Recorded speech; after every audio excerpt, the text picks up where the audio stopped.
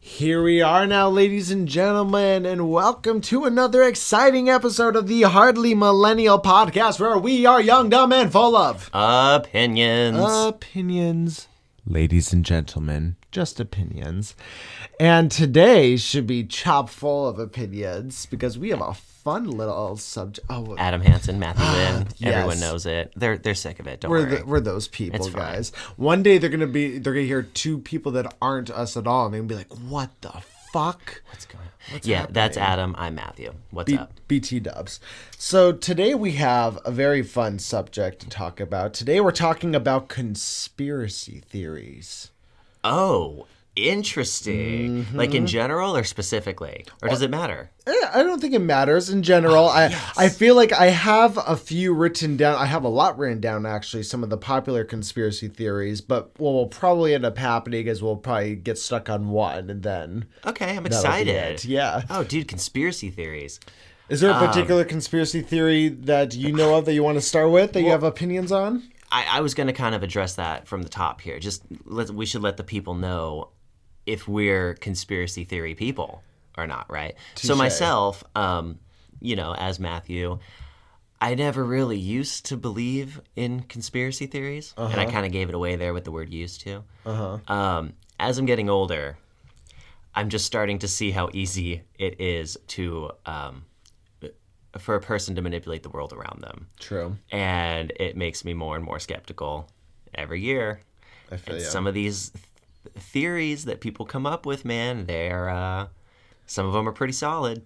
So for me, it's always, some of them I believe, some of them I don't. Some of them I think are just really like, okay, you're stretching for that. And so I think it's always dependent on the, air quote, proof that they have for it, right? Some of the stuff that can be, that the proof that's presented, I'm like Evidence. the evidence. There you go. Some of the evidence that's presented, I'm like, okay, that's kind of fishy. Like, I could see that being a thing. That's weird. And then there are other pieces of evidence that people give, and it's like, okay, either A, these people obviously have no fucking clue how this works, whatever it is.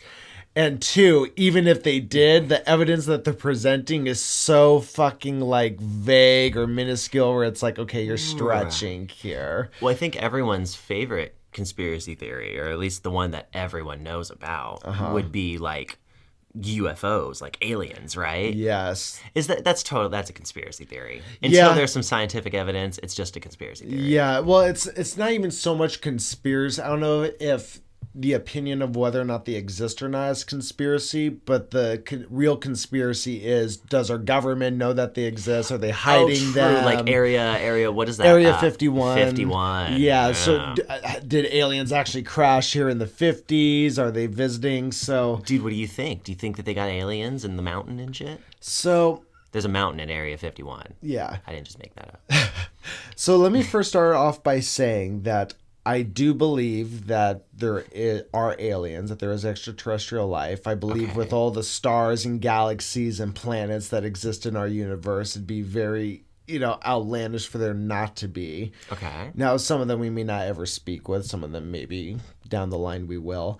But as far as the government actually having like alien bodies and stuff like that, I mean, I want that to be true. Do you? Personally, as Why? Adam. Why do you want that to be true? I don't know. Isn't that terrifying? To me, it's not terrifying because if something was going to happen with it, I feel like it would have happened by now. If we did have famous bodies or last something, words. Possibly.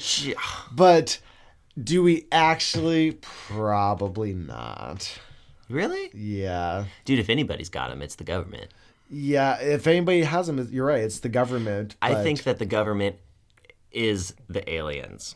Okay, I mean, let me explain for a second. So they're real people, obviously. They're human beings. They're not from another planet.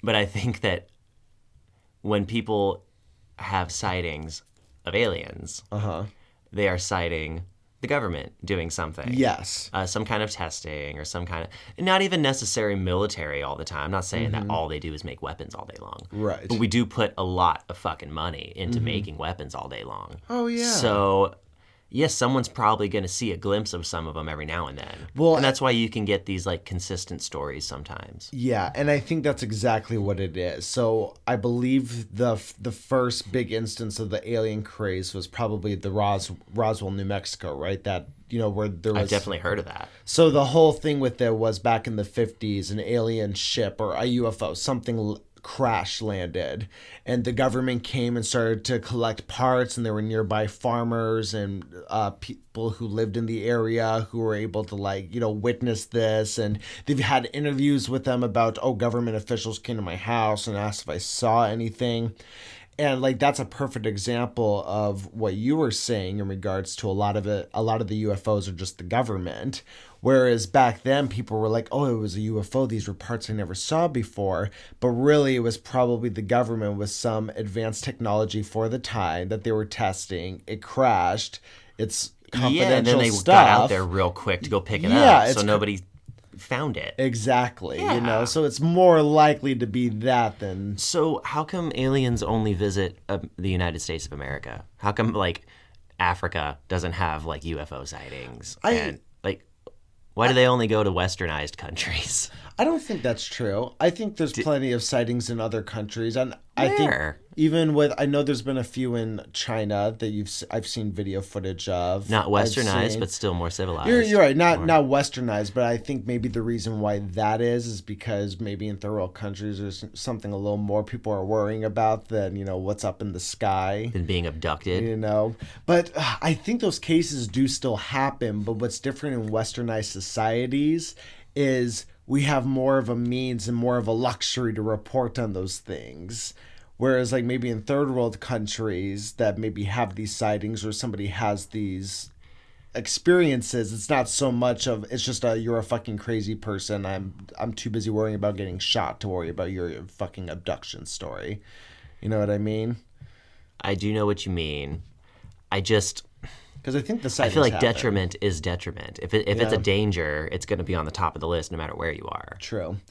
But I also think a lot of the UFO sightings, even that you see here in westernized society, is very fake. And I've even seen a few videos that have taken these famous photographs or videos and have tried to recreate them, and they're able to. And there was a specific one I remember I watched. I think there was a show that was on years ago called Fact or Fiction. And it was literally people that took these viral videos of these sightings of monsters, whatever it was. In this case, it was UFOs. And then they go out to that area and try to see if they can figure out what it actually was or if they can recreate it. And there was a famous black and white UFO picture that somebody took outside of their car.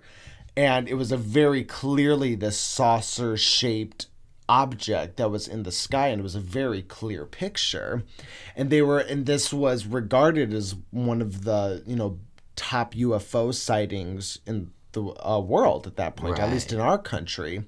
And so they took that photograph, went out to the same area where it was taken. I think they talked to maybe not the person who took it, but their grandson or something like that, and they tried to recreate it by literally throwing a top hat in the air. And just the angle and everything was right because they almost took an exact replica picture of it. And it was once you saw the hat picture side by side with the other one, it was oh, this is clearly a hat that was thrown up in the air, and just the right angle looked like it was a flying saucer in the air. Dude, if there was aliens, people would see more of them. Yeah. It would be, come on. They're not that good at hiding. Well, that's the conspiracy. The conspiracy is our government knows they exist, that our government is in contact with them. And the reason why they don't do this is because there's whatever agreement between the two. Maybe they're like your ghost theory. Not to get off track too much, but Adam has this theory that maybe there's not ghosts. Maybe there's just little monsters or little creatures that live in nature naturally, and they're just the most excellent hiders that have they just evolved to hide. It's possible. So they move shit and they open stuff and they follow you around and hear footsteps and noises and shit, but you never see them because they're just evolved to hide perfectly. Yeah. So maybe it's like that with the aliens. Possibly. There are people who argue that aliens are time travelers too. That's a theory out there, that they're just us from the future that come back to collect data. Or why wouldn't they fuck with stuff? Why wouldn't they try to change things? I don't know. Maybe they've evolved to a point where they realize they can't, or I don't know what it would be. Those are the theories, though. Maybe a long time ago, like back in ancient days, we got more advanced than we thought we did. And we blasted off and made a colony on another celestial body. And then the shit went down on Earth. There was an ice age or whatever. And we lost all our technology, right? And we lost contact with them. But they remember us. And they keep trying to come back to like enlighten us. Maybe that's what it is. There's a new theory for it. I just invented a theory. Well, I think there are theories that these old civilizations, like specifically the Egyptian civilization, where there's The pyramids are really rocket ships. Not that they're rocket ships, but that the way that they were able to make them was technology given by like celestial beings that came down. The reason why they were an advanced civilization is because they had help. Well, have you heard of mana? No, what's mana? Well, most people know of mana as like your magic in video games, right? Right. But actually, I believe that I'm calling it the right thing. I believe I'm calling mana is the right thing. It was supposed to be this like machine or something given to mankind way back in the day by a universal being that created food. That was it created like nonstop food out of hardly anything. Like you could put dirt in it and it would create food. Okay. It was called the mana machine or something. Have you ever heard of that? No. Never at all? Yeah, it was like supposedly it was like given to people when we were ancient people, and it's what kept us alive. And so how do we know about this, and why aren't there any more? Well, that's why it's a theory. But like, what caused that theory? Was it like something that somebody saw in like ancient texts or something? So for some reason, algae is coming to mind when I'm talking about this. I'm sure there's a viewer out there who can put this all together. But something about when we started to make food out of algae, when that science started to become more popular, I think that's where the theory of you could have this machine that made endless food out of like anything. Interesting. Maybe that. I think those are loosely connected. Well, fuck, we need to get that again. I don't actually know. I have no idea. There's also a theory that, going off the UFO and alien stuff, that there once was a civilization on Mars, an advanced civilization, and then once that planet, whatever happened to the planet Mars, greenhouse effect, whatever it was that caused people to cause the planet to be uninhabitable. Right. The civilization in Mars traveled to Earth. Oh, we're actually the second step. We're not the first step. Yeah, exactly. But there's no evidence on Mars because the planet just died. But all the people came here, and that's kind of the theory of what Atlantis was. Atlantis was this colony of beings from Mars. What do you think about Atlantis, dude? What do you think about it? Because listen, I've heard some things about Atlantis that I almost kind of believe in it. Okay, what have you heard? Well, like, so they think they know where it is. There's lots of theys who think that they know where it is all over the place.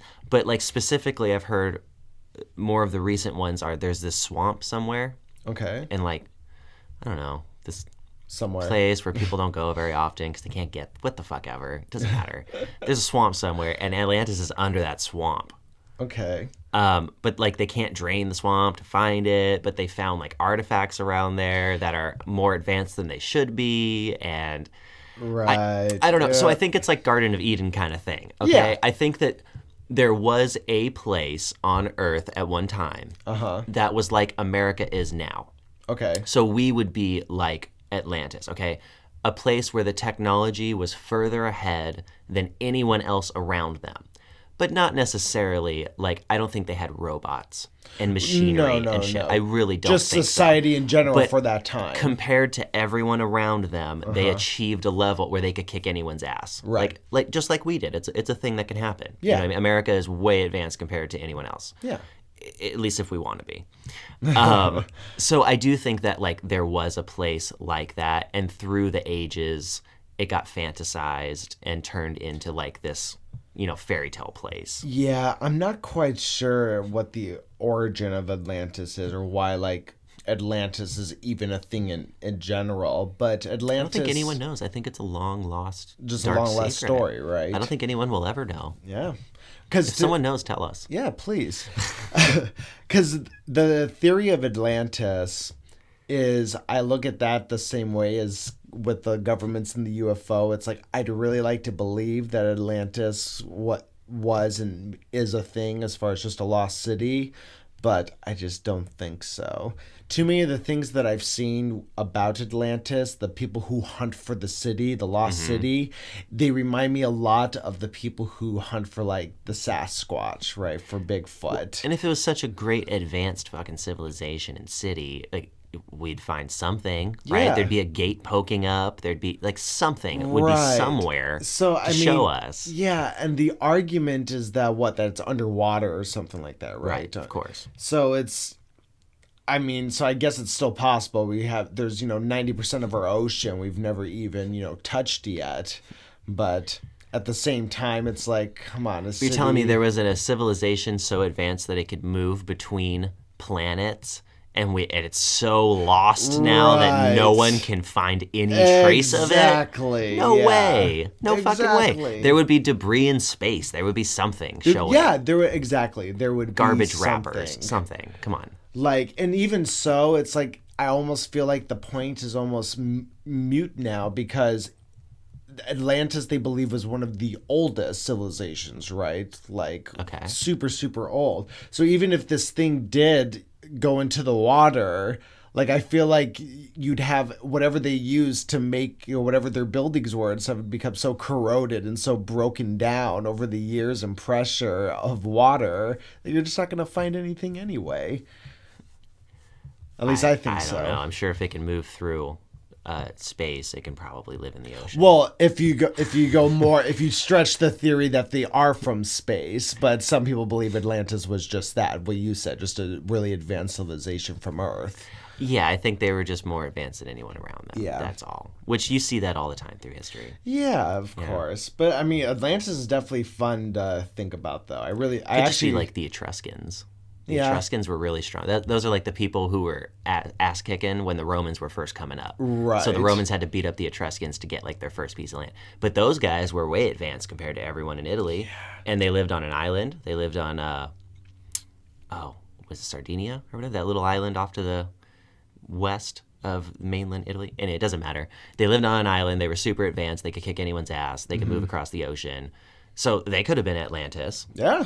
You know what I mean? Possible. Well, and that's what I think too. I almost think that Atlantis Greek influence, yeah. It would all work out. I think Atlantis is actually like we already know the actual place that we consider Atlantis, but for somehow the stories got separated and Atlantis became a separate place. But really, it's like Mesopotamia and shit like that. Maybe. Maybe maybe it's like a little more Middle Eastern, but maybe. Yeah, but who knows? I mean, with how stories and everything fucking change over the years. It's like a big game of telephone, isn't it? Yeah, exactly. That's all it is. So I think we're pretty much in agreement here about aliens, aliens and Atlantis. Atlantis. What else you got? Do you believe that we went to the moon? Well, yeah. You mean like the moon was it? landing. Oh, geez, Yeah. Louise, my God, doesn't matter anymore, really. Well, yeah, we went to the fucking moon. Of course we went to the moon. You believe we went in 1969, though, when it was televised and everything? Or do you believe that was staged, but we went later? Because that's one of the most common. If anything, I think we went then and haven't gone back since. If Really? anything. Yeah, honestly. No, I think we went, man. They talk about what the biggest thing is the flag in that, right? In the picture. Oh, that's one of the flags biggest things, waving. Yeah. So what they say, it's waving, so there's wind. So there can't be wind on the moon, right? So how could it be waving? Yeah. Well, it's made out of metal. It was made out of metal, so it would stand up, so it would look good for the picture. Mm-hmm. Well, and not just that, but there was a video I watched once where it was going through all the bullet points of why people say the moon landing is fake, right? Uh-huh. And then it would cut to like an astrophysicist, and he'd take each point to go, okay, well, this is why this happened. This is why this happened. And the only reason why it's a conspiracy theory is because people just don't know the science. Because this guy's literally just going through like, okay, well, this is how gravity works. This is how this works when you're on the moon, and it's this ratio to just all these fucking reasons are going to be over any average Joe's head. But if you're a physicist, you're like, okay, well, actually, all of these things make sense as to why it happened. You know why what really makes me think that we made it to the moon for real? What? Is how much we talk about it. The government was all about publicizing that shit. They put it on every radio station, every news station. They wanted the whole world to know we got to the moon. Right. So if you're lying, wouldn't you just tell it to like your people? You would just want to tell like China or other countries that do propaganda shit. You just tell it to, you don't tell it to the whole world because someone's going to look into it and disprove it, make you look stupid. Well, but you also have to remember at the time of when it was happening, it's also very possible that the government could have just been super fucking confident that they were going to get away with it. And in 1969, it's not like you could just go on the internet. It's not like you could just go on the internet and look up, oh, why is the moon landing fake, and look up all the evidence for it. So I don't think they were ever expecting anybody to be able to look into it. So I think I think the government all the time too does shit that they're being untruthful about, but they'll fucking talk about it all the time. Really? Yeah, we see that all the time, even just with mainstream media. I think they only talk about stuff that's real because you don't want to like have a big argument about a lie because you're going to get caught. Right. Well, and don't get me wrong, for the most part, I do agree with you, but just for devil's advocate's sake, the arguments on the other side as well, we also, because the reason why they say we faked the moon landing in the first place was because we were on a race to space with Russia, right? Well, yeah, we had to beat them. Yeah, exactly. We had to beat them, and they already sent a man into space before us, so we couldn't allow them to land on the fucking moon before we did. Did he get back? And he did get back. He did get back. I think the animal they sent up before him did not come back. I'm surprised Russia thought that part through. Oh, yeah. They're like, okay, we got him there. Good luck. All right, man. It's all you now.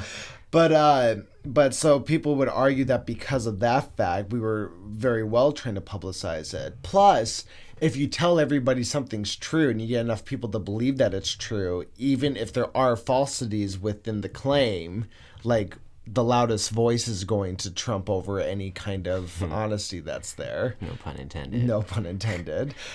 For sure. So, I mean, I guess there's no way to like, for me as Matthew Lynn to prove the moon landing thing. I don't know enough about science, but I don't know. It's easy for me to accept that we got to the moon legit. Yeah. I think we did. I was always the same way. And so much technology came out of that. Like if they were faking it, I don't know what we have rockets today. We can go to the space today. Elon Musk does it. Mm-hmm.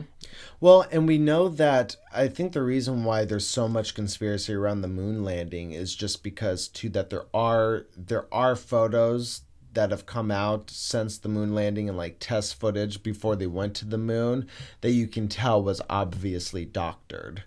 So, like, there's the original photo, and then there's, like, a photo that they put out in the newspaper at that time. Oh, I definitely think they practiced, difference. And they probably photographed the practice runs. Exactly. So I think there's a place out near where we live, within a few hundred miles, in, like, the Mojave Desert, where they actually practice Mars missions. Yeah, I think so they made, dunes, they made, like, a giant dome out in the middle of the desert, the dunes, and it's funny because it's even like red dirt. Yeah, you know what I mean. So it even looks like your typical pictures of Mars. Are you talking about the biodome thing they made? Well, yeah, they can change the atmosphere and stuff within that dome. They can affect it, so they can actually put the astronauts practicing. They can put them in their full suits and gear.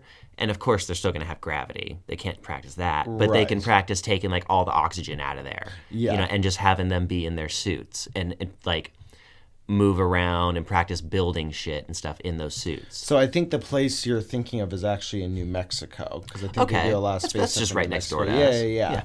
But they also. And I don't know if this is the same place, but I also know that there's another place similar where there's just like this biodome-esque type of thing in like the middle of the desert, and they're trying to test for like colonies on Mars. And they put like, I think it was 3 or 4 people in this thing and told them you have to stay in here for, I think it was like a year or 2. Like that movie? Isn't there literally a movie about that called Biodome? Oh yeah, the stupid comedy comedy movie, Pauly Shore. So they did that for real, but with actual professionals. So they did that for real, you know. Okay. And it wasn't actually a dome either, you know. It was like this rectangular prism type of thing that had. But they could affect tubes. everything in there. Yeah, so they only grew the people who were in there couldn't leave. They had to grow food in there. They had to survive with each other in there. They couldn't leave under any circumstances. That was the whole test to see could we do this. And they were able to do it. And of course, they had the usual problems anybody would have with roommates, right? At some point, people get on each other's nerves. You get bored. I believe they said most of what they could eat was just potatoes. So they just ate a lot of potatoes because they were saying. I think those are easy to grow. Yeah. So they say that those have the best chance of being something that could grow in Mars. on another planet. Yeah. Yeah. So, it was funny because of that, you know, you are what you eat. It actually changed the pigment of their skin a little bit. So they started to all look much redder. How funny. Because they were just eating potatoes all the time. And it was interesting. This is a little off topic, but it was interesting because the woman who was ahead of all of this, she said that when it came time after their time in this biodome thing to go outside, she said the air was just rancid. No kidding. Yeah, she said she was inside. Nobody was smoking inside. Nobody was, you know, wearing cologne or you didn't have deodorant, like none of that. So all they had were just like the plants that they grew in that little, micro atmosphere that they had in their little dome. Interesting. And then she said that you don't realize all of those other smells that you're constantly getting, that when you're absent of them for so long. She walked outside and of course there were people there like, woo, you guys made it. And she said it just smelled rancid. Interesting. I thought that was so crazy. You know, those are the things you don't notice until you don't have it, until you have a complete natural space to live in. You know, it made me think of when you were talking about potatoes a second ago, and we said that things grow better in space than other things and stuff. So I read a little news article. It wasn't anything fancy. A couple weeks ago, maybe a month or two ago now, that was talking about, so we've brought lots of sprouts up to space and like grew them and stuff, but they had the first seed sprout into a sprout in outer space pretty recently. Oh, you mean like in the space station? In the space station, gotcha. Yeah. Oh, yeah, not in outer, not Yeah, in open that's why I outer was space. like, we've done Absolutely that? not. No, but in a zero gravity situation Right. on like the space station, and it's interesting because the sprout still grew up straight. So it didn't grow towards the sun, is what you're saying. Well, no, that's the whole point. Is it grew towards the light. So when the seed was in the ground. The gravity doesn't really affect how a seed grows. A seed doesn't grow downwards into the earth along with gravity. The seed can actually, even if it's upside down, it'll flip itself and it'll find its way up towards the top. So it did that in outer space, which, I mean, we all expected it to do that, but it confirmed it. It's like, yeah, we're good. We can do this. They act pretty generally similarly to what they do on Earth. Interesting. So as long as you can put artificial climate around them, if you can give them all the nutrients they need, keep them at the right temperature and the right humidity, if you can do all that, it'll grow in no gravity. Well, and I feel like that's how you would end up terraforming a planet. Is I feel like you start with a controlled space, right? And you grow plants. Then you make that controlled space a little bigger. You grow more plants. Then you just keep building off of that. I would think you would start with like moss or some kind of spore, like a fungus or something, because then you could just spray it all over in the air, and it would pretty much coat everything and get that first like layer going. Well, and I read of a few years ago, and I don't know. Gotta have water. Yeah. Well, and I read a few years ago, and I don't know what ever happened with this project, but there was this project somebody was working on where they were able to make synthetic plants. So they were basically these things that look like plastic, like stalks of a plant, right?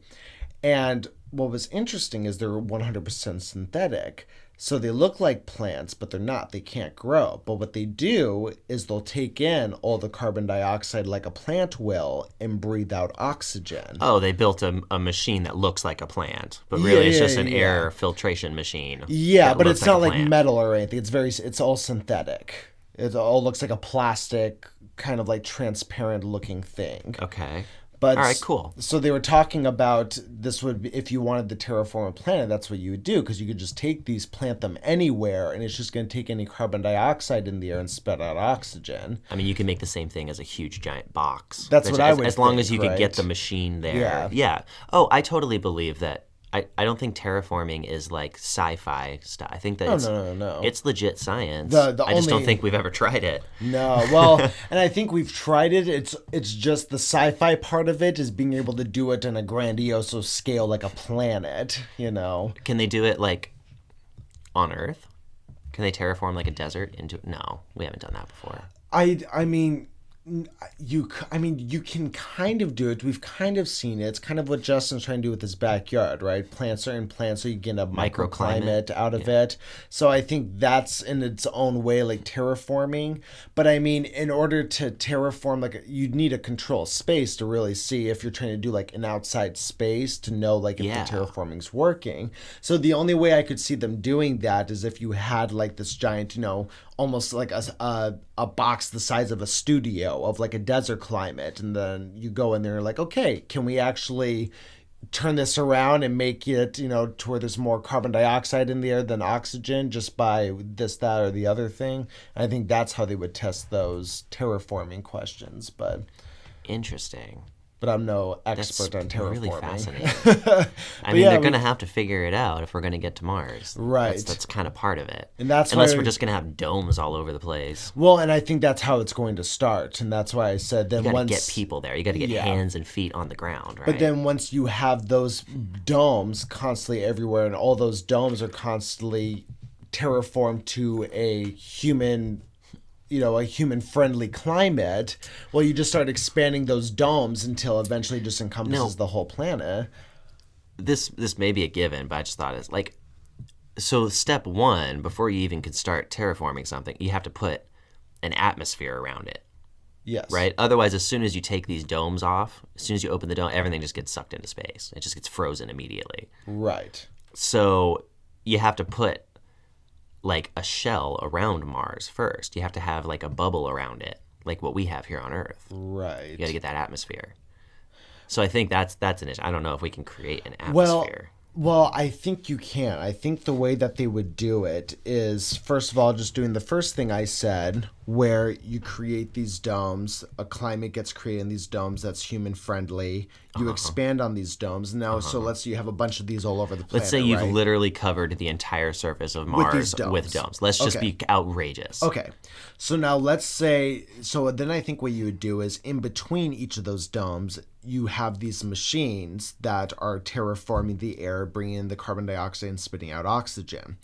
And I think at some point, years and years and years and years down the line, of course, you'll be able to get to this point to where the air in Mars is going to be terraformed enough. It'll overtake it. To where when you take the domes off of these civilizations now, they're going to be able to mesh together and create this complete other climate on Mars. So I get that, but am I mistaken in thinking, I might be wrong, that so as you're turning this carbon dioxide into oxygen, does that oxygen hang out in the air, or doesn't it just fly out into space? Doesn't it get sucked into outer space? No, I think it hangs out in the air. It hangs out in the air? Yeah, it hangs out in the air. If that's the case, then I agree with you. I think eventually you'd be able to overtake it, and kind of how we're overtaking our atmosphere with carbon. Yeah, exactly. And it's heating it up. But I kind of thought the only reason we can do that here on Earth is because we have the ozone layer and stuff. We have stuff that's holding it in. Well, Mars has that too, though.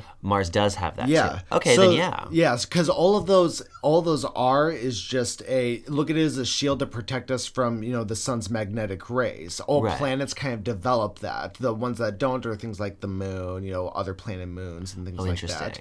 And so we do have that. What's happening is it's like planets like Venus has that too. That's why all their carbon dioxide doesn't fly out into space. It stays in the planet. Within like a mile or two off the ground, right? Yeah, exactly. Or not a mile or two, but like, you know, it'll hit that stratosphere and it won't leave. It'll stay. So, okay, well, if that's the case, then I think absolutely the bubble theory would totally work. I think eventually you could pump enough oxygen into the atmosphere to overtake it. And seeing what we've seen these days, like yesterday we were talking about there's that giant cloud machine that I said could make it rain, or you're talking about how the Chinese have something Yeah, with they got the rain silver. cannon, dude. Yeah. They shoot silver into the air. So if all of a sudden now you start creating a bunch of those, and every hour they're just shooting this giant cloud of oxygen into the air or whatever it is. Oh, go ahead. And Okay. you're just and then so you have that as well as these machines down below that are sucking in the carbon dioxide and spitting out oxygen. Well, arguably you'd be able to terraform, but you would also need to create bodies of water to help that process also. So we're talking about China, and they have the weather cannon. Yes. Okay. So China likes to develop all kinds of stuff and call it cannons, okay, even when they're actually not. Okay. Have you heard of, and talking about conspiracy theories, dude, have you heard of their internet cannon? No. So the Chinese stated a few years back, okay, I remember this. They told the whole world, they said, we have a cyber weapon that they called the internet cannon, but it's not literally a metal cannon that you shoot projectiles with. It has nothing to do with actually shooting things. Okay. It's most likely like a program or some kind of software or something. Right. But they're like, we have this cyber weapon that if we use, will wipe out all of the internet wherever we aim it at. Okay. Interesting. Okay. And they didn't show it to anyone. They didn't like test it for the whole world to see. They just said we have it. They just said we've been working on this for a long time and we finally got it. Okay. Watch out. And then you never really heard anything else about it after that. Right. It kind of just went away. But what you did start to hear a lot about ever since then is all these Chinese hackings going on. Okay. All of a sudden, China's hacking everything. They're hacking the government. They're hacking Apple. They're hacking Facebook. They're blah, blah, blah, blah, blah. So it's just interesting. You never heard about the internet cannon. No. Nothing at all about it. No, never. Dude, if there's a conspiracy that I think might be true, it's that. I think that the Chinese might have like a cyber weapon, like a nuclear bomb for the internet. Well, that kind of goes with a theory that you told me about a while ago where we were discussing like how World War III would be thought. Oh, yeah. And you were saying that it would be a cyber war. You know? Yeah, I think the next big war is not, it doesn't have to do with bullets. It's not bullets, it's bombs. It's going to be technology. So I was always taught, my dad was a military guy, he always said that we're always prepared for the last war. Okay. So after World War I, we built all the tanks in the world. We could fucking beat World War I over and over. After World War II, we were all ready to fight World War II again. We could have taken on the whole world 10 times over. Right. But wars changed. They became terrorist tactics. They became a few guys with a razor blade can take a plane and crash it. So, you know what I mean? Right. So all of a sudden, all these tanks and million-man armies that didn't matter anymore. Now you need special forces. Now 3 Navy SEALs can do more work than a whole army of 1,000 guys. You know what I mean? So the wars change. You're always ready for the last one. So right now, we're ready for door-to-door combat. We're very good at going into a town, going through every building, clearing it, like, because that's what we've had to do for the last 20 years in the Middle East. Right. The next one's not going to be like that. I think the next one, you're going to literally wake up one day and your lights are not going to turn on. All the power is going to be out. Your phone won't work. It's just going to be everywhere. Dude, people will die in droves. It'd be crazy. Like, I don't wish this, obviously. It's horrible, and I hope I'm wrong and this never, ever happens. But I think if you shut the power off to the city of Phoenix for 2 weeks, okay, and they could not get it back on, I think by day 3, people would start dying. Oh, I think so, like, too. Like, by the thousands. I mean, think about, we've only mentioned things like, you know, your lights don't turn on, cell phone doesn't work, this, that, or the other thing, but then you don't realize, like, your fridge isn't going to cool your food. You only have the gasoline that's in your vehicle because everyone's going to the gas stations to get gas right away. Yep. Okay. And nothing's even going to start blowing up. They're not going to blow up the stores. They're not gonna, nothing. It's all going to be fine, but it's going to turn into a ghost town after a few weeks. You won't be able to go to your job. It'll be more valuable to go live in the hills where there's running water and game to hunt. People will go back to that because the cities will not be habitable without electricity. So because we're talking about if cyber warfare was almost kind of the start of the war, right? So like the attack on America would be turning off our electricity, right? You don't know who did it though. Right. Okay, so surprise you don't know attack. who did it. So how do you think America would respond to such an attack? Well, I think immediately you got to get your internet back up. You got to get your electricity. So if they can't get it back up on the entire grid very quickly, they're going to, I think there's already plans in place for strategic internet. They have planes, and all those planes do is fly in a giant circle, a 5-mile radius, and everything within that circle will have internet. Like we can already do that kind of stuff. Okay. So you'll see strategic power, strategic internet go up real quickly for communication, because you can't fight a war without communication. Right. Then you got to have a counter espionage. You got to figure out who did it to you, so you know who to start targeting. Now, if you're being constantly attacked, if they keep putting the pressure on, if all of a sudden the water stops, it's going to get to a point where you just start attacking everyone. You're just going to start shutting everyone's internet, because I think we could do anything they can do. Yeah. So you're just going to say, okay, China, Iran, Syria, Russia, all of you motherfuckers, it's one of you guys, you're all getting turned off. Now, if you can figure out who did it specifically, or if they announce who did it, then obviously you can target just them. So it's got to be equal or more powerful force. So let's say that we know who did it, right? So let's say we know it was China. Oh, it's China. Oh, okay, you're going to go for the big boy. Yeah, so let's say we knew that China specifically was the one who just turned off all of America's power, right? So do you think we would respond with that by putting boots down in China? Or if we can you do that without power? Well, can you get 10,000 human beings across the Pacific Ocean without electricity? Well, assuming what you were saying, that the military has, strategic electricity and internet powers put into place. Within a few hours, there would be special forces on the ground in whatever country it is. So that's what I was asking. Would we respond with that, or would we respond with just like, well, we're going to turn your internet off? No, generally, you start with communications. You want to get, there's a thing called an OODA loop. And it's so that the military is all about acronyms, right? Which is like the first letter of every word. They put that together and make a word out of it. So there's one called OODA loop, and I forget what exactly it stands for. But what that is it's the concept of getting into your enemy's head, right? Making it chaos for them so that they can't move their pieces around on the board. Okay, so the first thing you do is take out telecommunications, so they can't call each other. Whoever's in charge can't give orders, stuff like that.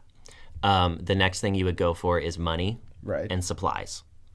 So yeah, instantly within a few hours, dude, it would be just like Iraq, Afghanistan. It would be turned off. They'd be cutting all the lines. They'd be assassinating motherfuckers. Yes. Now, do I think we'd have a full-scale invasion attack on them with ships and military personnel and not in the first year, probably. No way, dude. It'd be a lot of shooting missiles at each other if the systems work. Right. True. I mean, you can take. I'm no expert, okay, but I would certainly imagine that you could take a Bradley tank or a tank from the United States military, right? And if you could get the right frequency or the right IP address, I bet from a computer at your house you can turn that tank on and off. You can make it so that they can't turn that tank on. Right. So what does it matter if you have the largest guns and the most ammo in the world if you can't get it across the ocean?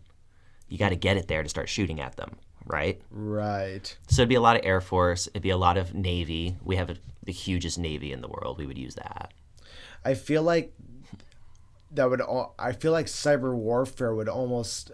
the way that it would get implemented more than likely isn't necessarily another country saying we're going to attack you by doing this. I think it's going to be due to nuclear tension being high, and the response is, okay, well, we're really scared that Russia's going to nuke us, so we're just going to turn off their shit. You know what I mean? Oh, I do know what you mean. I think that we're past the days of MAD, mutually assured destruction, that whole scare. And I think that nuclear weaponry is kind of a thing of the past. Yeah, it's one of those, we all have it, so nobody wants to use it. Like I said, I don't think it's about blowing stuff up anymore. Right. I think that there's enough players in the game now who can blow shit up at a whim. It's not going to be about that. It's going to be, like you said, turning it off before the missiles can even leave. Okay, interesting. So speaking of like terrorist attacks and things, and you actually brought up 9/11. That's a big conspiracy theory, or a lot of people think that's an inside job. What do you think certainly about that? is. Well, 9/11's interesting. I actually did quite a bit of research on it when it first happened. I did too. When I was younger, I remember 9/11 the day it happened. Man, I know a lot of us do. Yeah. But there's a lot to be said about it. So I remember reading things that talked about the gentleman who owned the Twin Towers. Okay. When the World Trade Center, when it was 2 towers, okay? So those buildings originally were owned by the state. Right. Okay, they were built by the state. They got a little rundown. They weren't the most well kept. Okay, so when things like that happen, rich investors, like Donald Trump does this a lot too. He's known this is how he makes his money in the past. They'll come in and they'll say, "Hey, I'll take this building off your hands." Sometimes they pay for it when they're really savvy. Sometimes they could get it for free. But they say, I'll maintain this building. I'll take care of it. It'll be still part of the community. I'll put lots of people to work, blah, blah, blah. So I did hear things that the guy who took over the Twin Towers signed a contract for like 100 years. He talked the state into like 100-year-long contract. Okay. So in theory, it would still be the same guy who owns that land and owns this new tower today. Okay. In theory. And is that like out of the ordinary? 100-year contract is out of the ordinary. Okay. Yes, that's very, very long. Okay. Yeah. I figured, but you never know. That's out of the ordinary, yes. So he got that, okay, and they're like, whatever. And then I also have heard things about that shortly before 9/11 actually struck, shortly being within a few years before, the insurance policies on the Twin Towers were raised to over double what the towers were actually valued at. Okay. So let's say the towers were $1 billion for each tower, so $2 billion for the combined effort. Let's just make up a number for easy. Right. So a few years before 9/11 actually kicked off, this guy who owned them, the rich investor, said, I want a $6 billion insurance policy. Mm-hmm. And the state fucking laughed at him and said, why? You want to pay 3 times as much? I mean, imagine the monthly rates on a $6 billion insurance policy. It's tens of millions of dollars. So they're like, fuck yeah, we'll give that to you. Whatever, dummy. Gave it to him, and then come a few years later, cashed out like a motherfucker. Right. Just real quick here, another big one that I've heard of is market manipulation, stock market manipulation that happened. Mm-hmm. So it's pretty well known fact that the floor of the tower that was hit the hardest by the plane, okay, there was multiple planes that hit the tower, both the towers, but the one that hit the hardest, okay, actually smashed through a floor of the building that was nothing but servers. Okay, so it was computer servers. Mm-hmm. And on these computer servers, they later found were records of transactions of thousands, tens of thousands of stock exchanges happening, people buying and selling stocks. Well, my boys, the French, have some of the best forensics in the entire world, even better forensics than we do here in the U.S. So they actually found a hard drive, like a hard disk from one of these servers in the rubble when the tower was crashed, and they sent it over to our boys in France.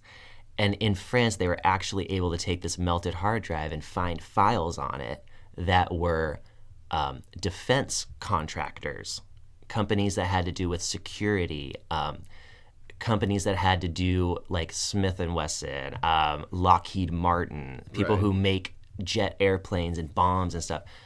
Tens of thousands of transactions went off the morning of 9/11 of buying all of these security companies who no one was really into. And I believe also the vice president at the time had his own security company that was pretty big. I forget the name of it now, but it was very chic at the time. So it's just interesting because all of these things that were invested in the morning of 9/11 went way up through the roof the night of 9/11 because a war was declared shortly after, which means a lot more bullets were bought, a lot more jet engines were made, a lot more bombs were made. So it was very interesting. One could piece together that some highly influential people got together, planned this out, decided to buy a lot of companies that weren't very valuable, then just tried to destroy the evidence and didn't destroy quite enough of the evidence. So it sounds like you think it was an inside job. I do. You do? I do. Interesting. But I also don't think that it was Iraq or Afghanistan. I think it was Saudi Arabia. I think most people are who in piloted the whole thing. Yeah. Which actually, if you look at it in the world today, I'm not highly versed on politics, but Saudi Arabia is generally our friends. They're kind of they're our frenemies. They are our friends on paper, but they fuck us over all the time, and we fuck them over. That's a good way to put it. So, I too have just opinions, though, folks. Just opinions. Just opinions. So I too, when 9/11, around the time when the first happened, or I should say, when I was old enough to grasp what 9/11 was, start putting it together. Yeah, because I think I was 11 when 9/11 happened. Oh yeah, we were young. And I too started to do research and stuff. And you're right. When you look back, there are some fishy things that went on. There are people who got greedy at a very convenient time to get greedy. For sure. You know? But at the same time, I really don't think it was an inside job. Now, a couple possibilities that I think happened is I think it is possible that some people higher up on the totem pole had an idea of what was going to happen that day before it happened. So but I'm not talking about they knew a week before. I'm talking hours somehow they were able to know. Well, they actually were. It's actually general truth that they were tipped off weeks before. Oh, is it? Okay. Yeah, they're actually, so not to cut you off too much, but just real quick, it's important. Okay. These pilots, the ones who took over the plane with the razor blade and crashed them. Right. So those people, they were trained here, right? They were trained in the United States. They came over here to our flight schools. Mm-hmm. And the guy who was giving them the lessons, the flight trainer, actually noticed that these guys did not want to know how to take off, and they did not want to learn how to land a plane. They only wanted to pay and take the lessons that were flying the plane. And he thought that was really, really fucking weird. Mm-hmm. And he actually it got to a point where he called the FBI and told them, hey, he didn't say I have some brown people or I have some Middle Eastern, because that wasn't a thing before that. Nobody cared. But he said, I have some folks here, and they only want to learn how to fly a plane. They don't want to learn how to take off or land. Right. And it's pretty well known. The FBI said, yeah, we'll look into it, and never did shit about it. Okay. So they actually were fully tipped off. Okay, so there you go. So they were fully tipped off. So arguably there were people who had a pretty good idea something was going to happen soon, right? Right. And then so I think that just due to piece of shit humans and humans being greedy and stuff, there were people who took advantage of that knowledge beforehand, and then it paid off when 9/11 that makes a lot more sense logically, doesn't it? Yeah. If you're highly influential, you're getting these briefings, and you don't really think of it as, it's not insider knowledge. It's not like a traitor told me this. Yeah. It's just,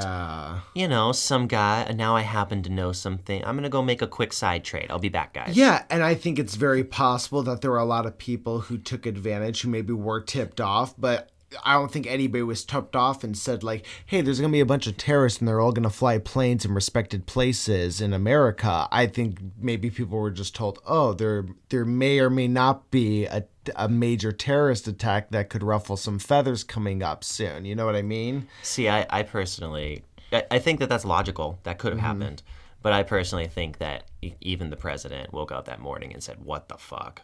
I think it was a total surprise to every single person. Okay, see, and I really do. And that's my next argument also, is I think it's more likely that 9/11 happened, nobody knew it was going to happen, it was totally unplanned. You would never let that. It's like letting Pearl Harbor happen, Exactly. Dude. You can't let that happen. So I think that happened, and then after it happened, you had these officials who said, this sucks, but we're also kind of in this very convenient situation where we can burn files, or this can go missing now, or we can take advantage of this. I can see that. And I think that's what happened. We didn't orchestrate the attack, but fuck, did we take advantage of the fact that we were attacked. Well, it's just a hell of a lucky coincidence for them that the plane decided to hit in the perfect spot for them to do that. Well, what a lucky coincidence. Exactly. And that's where the conspiracies come from.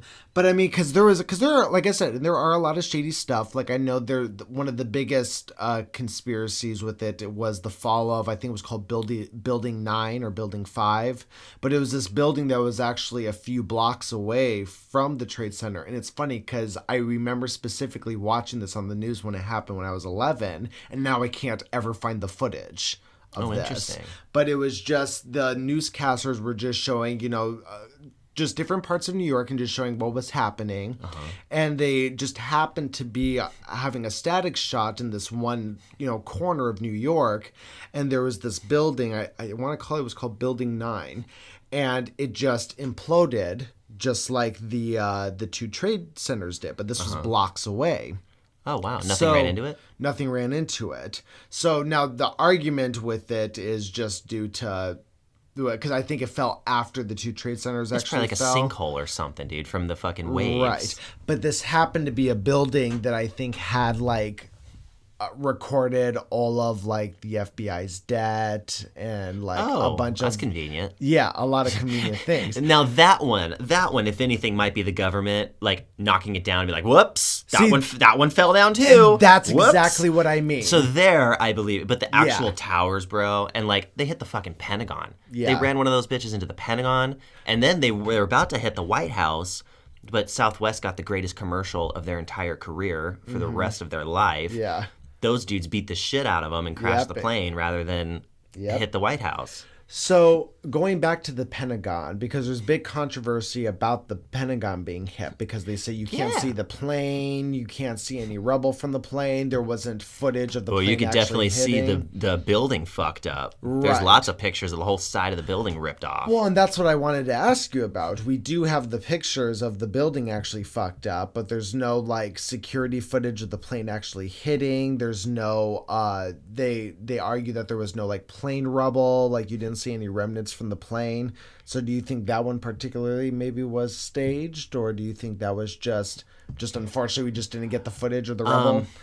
So I will say, I do have a very hard time believing that our nation's military headquarters, the number one headquarters where all of the top-ranked officials in our entire military hang out. I do have a really hard time believing that someone could even throw a rock in there and hit that building with a rock. Right. Okay. I like to imagine, as an American citizen who's never been in the military, I like to imagine that we are all seeing, all powerful, and there's like an invisible dome around that building. And if anything touches it, it gets electrocuted and blows up, right? Right. But now I also live in reality, and I know we're fucking humans. And I know that the day of 9/10, the day before 9/11, nobody gave a fuck all about any of this stuff, okay? Right. The world was a very different place on September 10th. Right. Okay. So you got these guys, let's say there is all this security and there are these missiles who could shoot down anything, but there's got to be a button that gets pushed by a guy. Right. And the dude's jerking off or getting a blowjob or going to lunch, and it happened like that. I think that there was footage of it, or there was some kind of indication like, hey, a plane's about to hit one of the most important buildings in our whole country. Right. And it fell through the cracks. I think it literally fell through the cracks. Yeah. And that's usually my argument with it a lot too. I just tell people, I'm like, look, I understand there's been years and years of this. You could argue evidence that's come out saying that it was an inside job, but I just human don't error believe counts. it. Have you ever heard another crazy human error story? It has to do with Russia. Okay. I heard this story that during the Cold War, we had nuclear missiles aimed at Russia, and Russia had nuclear missiles aimed at us. Right. And we legitimately thought that one side could shoot them off at any moment. Okay, and it was mutually assured destruction. So I don't exactly know how our system was, but the Russian setup was there was two buttons. Right. And there was a guy with a key and another guy with a key. So both of these people had to decide to shoot the missiles off at the same time. Well, there was a day where both the keys were in the hands of one of the generals. Okay, he had to be the guy with both the keys that day, right, for whatever fucking reason. Well, that day, the sirens went off. He was at work, he was doing his thing, he was in his headquarters, and the fucking siren, but not the play ones, Adam, like not the test. The real ones. Like America just shot their missiles, and the missiles are in the sky right now, and they're going to hit in 3 minutes. And this guy, and we know now that there were none. We didn't actually shoot any missiles, right? Right. So it was an error. It was literally an error in the system, and the real thing went off. And this guy actually had to sit there for probably the longest, most agonizing minutes of his life. And wait for the call. No, it was his choice to shoot the missiles or not. He had to choose whether he was going to push the button. And something made him not push the button. He couldn't do it. He said no, he didn't push it. And it ended up, thank God he didn't. He saved from a nuclear disaster. Right. But yeah, it was literally, it wasn't like a test or what would you do, or it just red started flashing and they're on their way. What do you do? And with things like 9/11 especially, those are those things where it's like, just as you said, I think there was human error, and all the evidence that people are finding now is just those humans trying to cover their ass because they made a fucking error. Fuck yeah, dude. I've been working in the Trade Center for 15 years. I got 3 more years to go. I'm retired. Yeah, you know, I don't want to fuck this up. Yeah, absolutely. Exactly. I mean, like, that's real, dude. That's so it kills me with some of these conspiracy theories that people believe, but like, I agree with you, though. I think a lot of it's human error. I think a lot of it is, I think humans just like to believe what we want to believe. And if we got to explain everything. Yeah. So if all of a sudden we decide, and I think with like things like 9/11 too, I think a lot of it comes from just people being so dumbfounded that somebody decided to hijack planes and kamikaze the fucking country. Yeah. So the people are like, nope, there's no way that there has to be shit around this. They want a higher explanation for it. No, we just got sucker punched, dude. Yeah. Well, fuck, we got to 2. We got to 2 of the 2 conspiracy theories. Well, we might have to do another conspiracy We episode. will definitely have to do another conspiracy theory episode. But this was fun, though. We got to Mars for a little bit, too. We started talking about terraforming Mars. We always end up either with Disney, we talk about Disney, or we talk about space. It always ends there. One day we'll have to have a space Disney episode for the people. Disney in space. I love it.